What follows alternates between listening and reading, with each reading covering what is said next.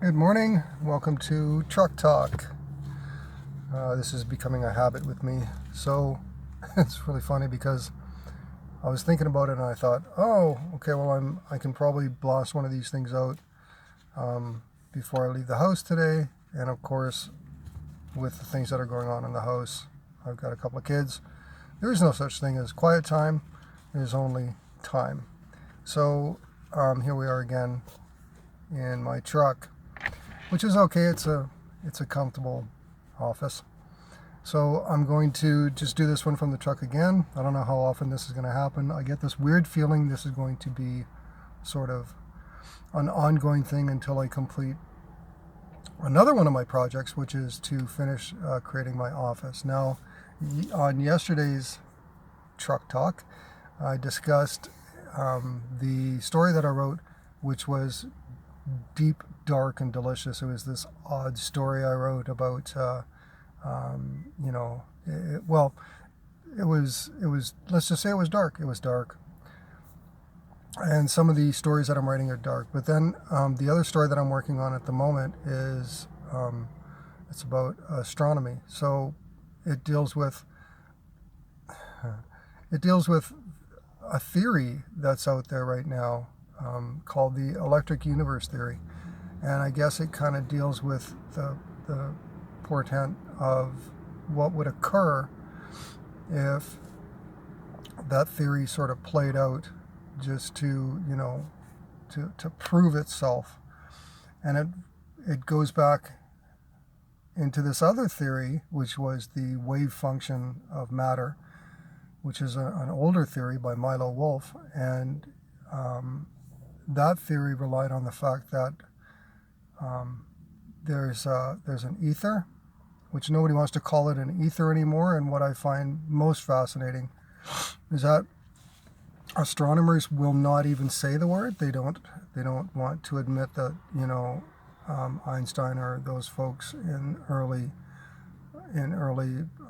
renditions of their theses felt that an ether was required. And an ether is required if you believe in the fabric of space-time, because it's a fabric, which means that there's something tangible there. So instead of saying an ether, because that seems to be a turn of the last century, 1800s terminology that was heavily overused, I guess. So that is sort of the basis of their thesis, right? So if you think of an Einstein cradle, or was it a Newton's cradle? Anyways, it was that metal thing with the balls on strings, and you hit one, and the other one instantly moves, and then that one goes out. You see if I can do this where it makes sense. There we go. So you hit one. There's a string of them, right? And then you take one and you hit it. It automatically knocks the other one, which comes back and hits it, and then it's continual. What the theory means is that there's matter is filled, or space is filled with matter, with atoms, or smaller forms of matter, right down to, let's say, the God particle, or wherever you want to go with this whole conversation. The point being, if you have a electric universe, then you require an ether, because the electric universe is saying that everything that exists starts as electricity, which, sure, you can make E equals mc squared says you can make matter out of energy and energy out of matter. This is the formula. So with the standing scalar wave theory, or the standing wave theory of matter, it's the same concept but on a different level. It says that everything is a wave. So if you imagine a fabric, or let's say the top of a bowl of water, and there's a ripple, that's a wave, and the function of the wave goes up and down and up and down. So from the flat line, the level of the water, you go up and down and up and down, and the peaks that you see, the up peaks and the down peaks and the up peaks, they all have points. So there's the center point, and then the next point is below the water level, and the next point out is above the water, the next point down is below the water, and each one of those is what you see, which they think I think, because of the double slit experiment, that the center one is the like if you look at an atom, the electrons, the protons, and the neutrons, and each one is just a ring that this bolt of energy, let's just say this little bit of energy, which on the other side of other theories calls it all sorts of other things, and it gets really, really messy when you get into like some messed up theories, and some of the theories that we actually follow most closely, because they're mostly very, very accurate guesses, is saying that there's the center, and then there's the rings that these things follow. The standing wave theory says they're not circles of orbit. They are just, when you photograph something, they are the peak, the next ring out, the next ring out, the next ring out that you're seeing. That's why you can see it at any point, whether you guess or not, and you will see it, you will find it, and the probability of finding it is 99.928% or whatever. It's actually 100%, because no matter where you look, you're going to find something. You will, from whatever point that you're looking at it, from the top or the bottom, you're theoretically going to see a high point, which is high energy, or a low point, which is negative energy. Anyway, so the story that I'm writing sort of entails all of that information into one little story. And I'd love to have a long conversation about this, because I think of the four leading theories that are out there about what we're made of. All three of them have good points and bad points, the pros and the cons. And if you write a list and you do the pros and the cons, they all have good points and bad points, and they're testable within certain theories and certain parameters and things that we can and cannot do. And it's funny that the one that we follow, the one that we feel is the most likely, is the one that you cannot test, which, wow, that makes it easy for people that that follow it and make their money teaching it and studying it, because it's a guess.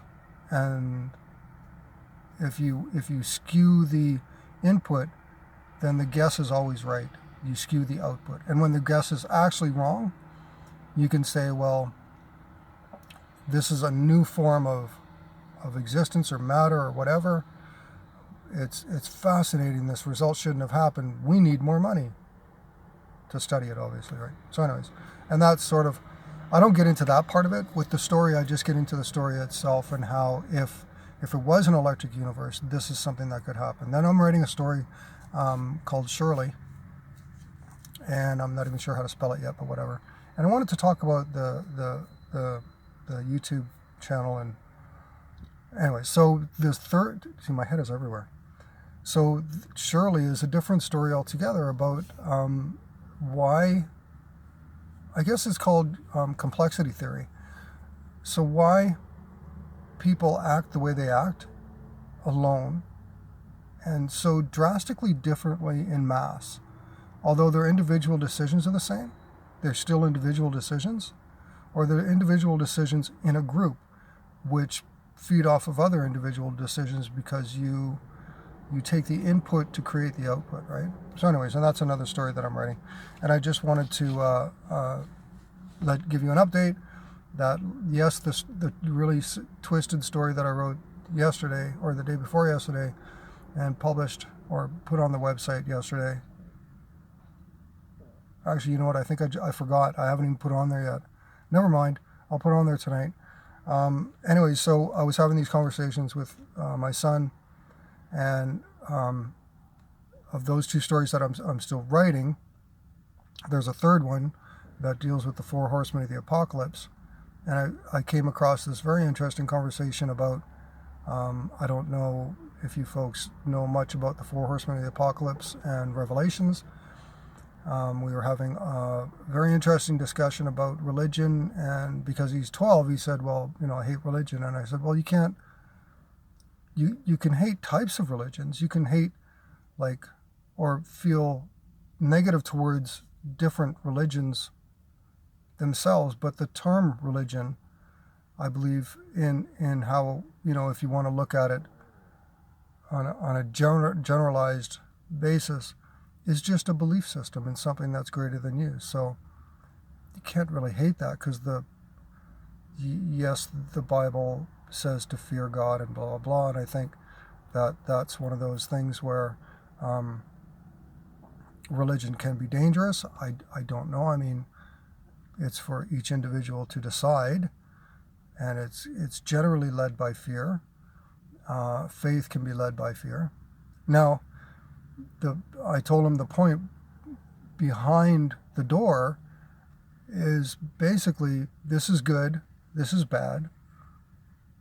So you should do good and not do bad, and sort of do your best to mitigate the bad in life. And that's the basis of religion. Most religions, unless you're satanic. And there are religions that say, I don't want to say Zen, but that sort of thesis is you don't want to make a decision based on anything that's outside of your ability to affect something. So if you just say, this is life, this is my interaction with life, then there doesn't need to be something greater or lesser. Everything is on an equal plane, and this is how we should interact with that system, which doesn't really give anything power or lose anything power. It just sees everything on an even plane. And that sort of religion or belief system is the most nominal. It's just, anyways, it's neutral. So the other conversation that I was having with him, because he simply asked, and I love talking to him because he does this so eloquently. He says, what's your website about? Or what is your writing about? And I was going to explain, well, it's sort of like, a little bit of this and a little bit. And then I just, for a moment, I sat back and I thought, how would you quantify it? Like, what would you say? What's a 1-word or 2-word or whatever blurb about the type of stories that I create and the artwork I create, and foregoing the music and the inventions, the creations? And I said, well, it's sort of like Twilight Zone. And then it just dawned on me to be, that writer, he was an awesome writer. I don't hold a candle to him at all. He was phenomenal.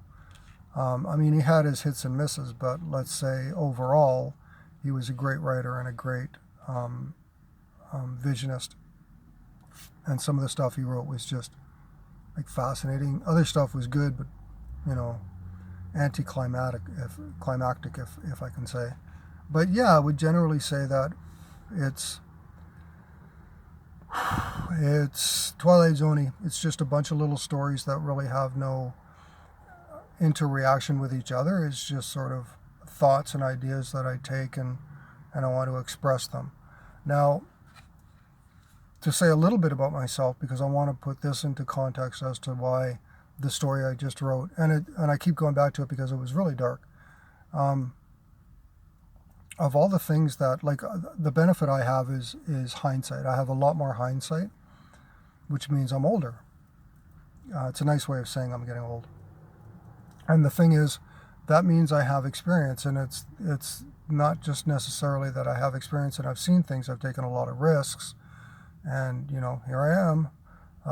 But I can look back at those things and I can take from those the information I need going forward. So if I was to say that I would use that knowledge to create stories, there's parts in my past where there's been some really dark moments, and it's like everybody else. There's been really dark moments, really dark events, and in my past there was one about just over 3 years ago where my wife had passed away, and it was an experience, and I know you guys, some of you are thinking, I'm sorry to hear that, blah, blah, blah. And thank you. I appreciate that. And I feel the same way when somebody says they've lost a loved one. So I think that when I do a dark story like that, it feeds off of that. It's taking some of that information and it's trying to find a way to express itself, right? So since I didn't really go through counseling, I didn't really go through much, but my family helped me kind of stumble through it, and I learned to kind of live in the dark. There's an interesting thing that occurs.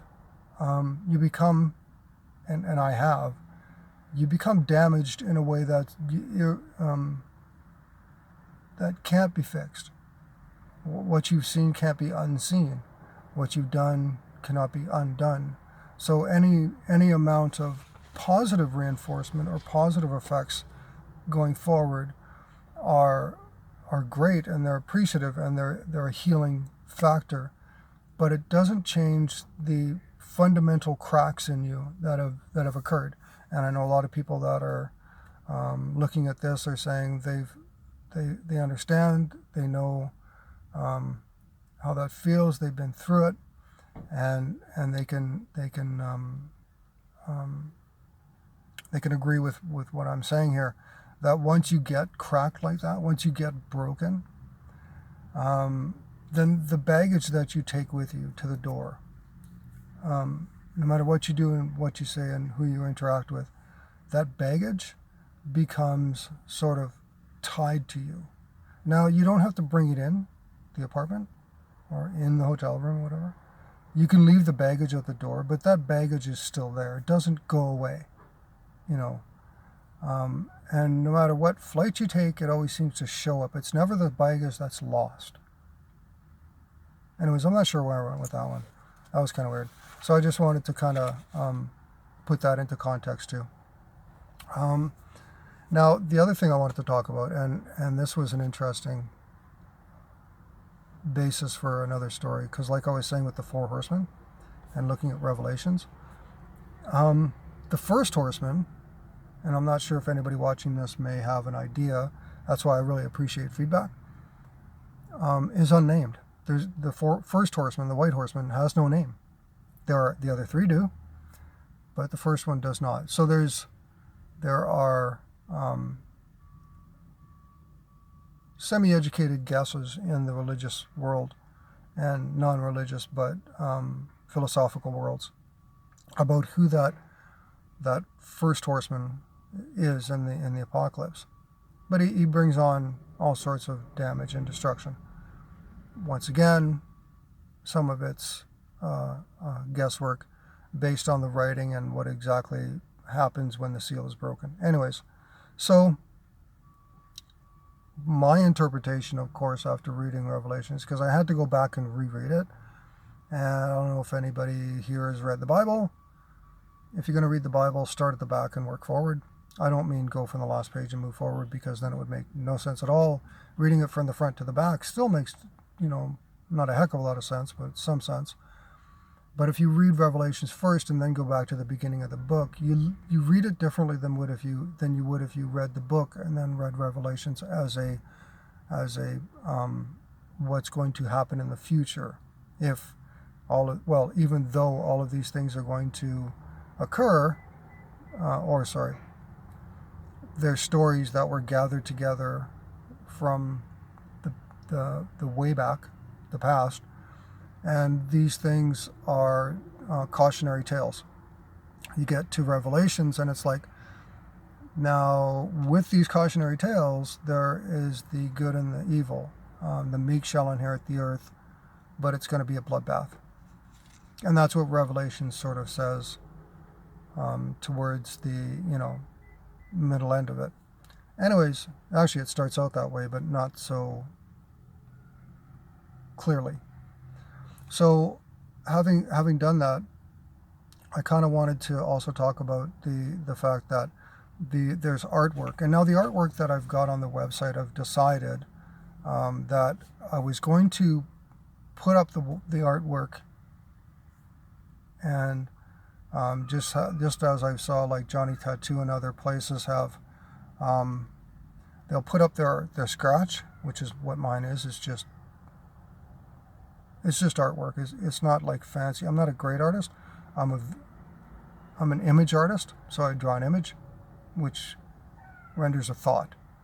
The image I draw, no real caption. I put a caption because I need to identify it instead of 1113. It identifies with some sort of. They originally identify with a poem I wrote. So the pictures, the scratch, when put onto the website, were going to be originally just free on the website, and they're going to have a watermark. The watermark meant that you can't print them, you can't copy them. That watermark is inherent in the picture. So you put it on, and then you publish it, and when you publish it, it embeds it. So instead of doing it that way, it's going to be an offer for print. So there's two ways I can do this. I can make an offer for print and have someone on the outside who's professional printers to put it onto canvas. And in doing that, they either silk screen or laser print. Sure. If I have time, I would prefer to do these myself. So each one being an original, every original being slightly different than the next and numbered. So that if in the future, in 100 years, somebody says, "Oh, you remember that art by Marshall, by Red-Eyed Radical, and he wrote some books and he did some art. There was this picture I saw. I wonder if I could find that picture." Just like I look back and say I need to find this old Tumbleweeds comic book, or I love the Bats in the Belfry from Ogopogo, old comic books and stuff that if I could get my hands on. The other day, this leads into another story which is kind of interesting. I'll tell you that one in just a minute here because I wanted to finish about the print, but I'll tell you the quick story about Waterworks. So the picture prints were the other side of it that I wanted to sort of go over. And so I don't want to outsource that. I want to actually do the picture prints as originals. So if anybody's interested in buying one, I'll do a print and I can ship it. Now, two things will occur. The price isn't going to be super cheap, but it's not going to be super expensive because they're all originals. Or I could bring the price down by having a third party, but then they generally with short runs, they draw the price back up again. So if I look at the two, I'm better off doing it myself. But it's going to be a time factor because the more I create, the less time I have to do other things, and that's perfectly fine. This is what I do, but I want to be as creative and productive as possible, leaving as much of a legacy as I can. So lately I've been watching the financial news. I want to make sure I give myself a couple of minutes to tell the Waterworks story. I do watch a lot of financial news. There's a lot of people out there, and almost every one of my videos I bring it up. Please understand that yes, the world is sort of in what seems like a financial free fall, because none of the central banks or anything really know what the heck's going on or how to deal with this, and they're just going off of the past, which is, what somebody said, the past doesn't repeat, but it sure does rhyme. Sure, that means that it's going to be close, but it's not exactly the same, which is basically saying nobody still knows what the heck's going to go on, because what happened in the past is not going to be indicative of what happens now, because we're responding to it differently. People are responding to it differently. The stock market is still going up because people need to park their money somewhere. They need to put their money somewhere safe, not under a mattress, not under a 1% interest-bearing savings account, and the stock market, cryptocurrencies, and any collectible, including gold and silver, seem to be somewhere where they can put their money and they're not going to lose it. It could depreciate, but it's generally going to appreciate. But once again, it's just a fear of losing your purchasing power. So the stock market's going to keep going up as long as people believe that the government's not going to let the dollar tank. I think the American dollar is going to rise, bringing bond prices up, treasuries mostly. But at the same time, that means the Canadian government or the Canadian dollar and the Aussie dollar and all the other ones are going to slightly sink in comparison, because they all are inverted. American dollar goes up, the Canadian dollars should go down. Now, if you can get them to go up together, then what are you comparing them to? Other third world countries and stuff like that, sure, but it hasn't been seen, but we're going through a lot of stuff that's never been seen. So let's just say that it is a possibility, just way, way impossible for a possibility. So it's a possible impossibility. I hate when I do that. Anyway, so the other thing was I wanted to talk about waterworks because I just brought it up and I thought it's actually an interesting story. So years and years ago when I was a child, my daughter was asking, let's go this way. Last year, my daughter was asking me what I wanted for my birthday.